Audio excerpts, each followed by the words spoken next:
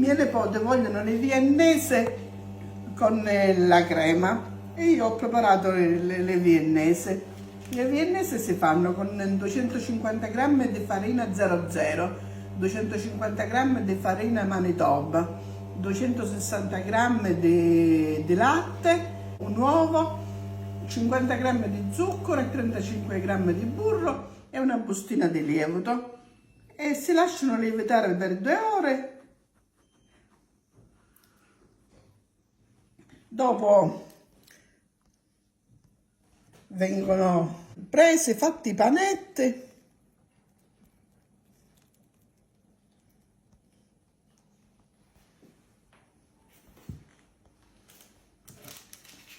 e infornate 180 gradi 15 minuti.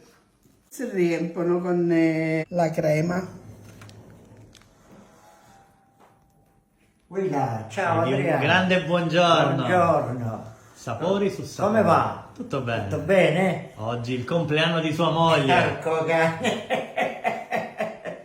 Il compleanno di mia moglie. Quale augurio gli no. vuole fare lei? Un augurio, prima di tutto, per vivere fino a 100 anni come sua mamma. E poi... Che continui a regalare sapori e dolcezze. Ecco, bravo. E poi i viandese. Sì.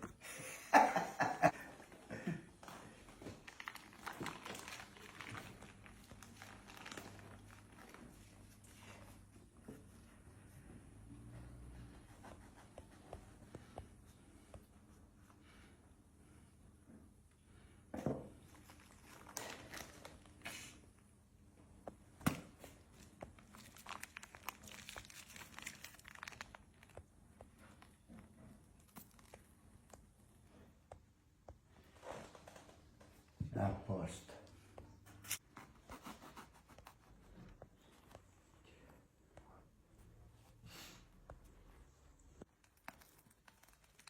Queste sono i viennese messinese.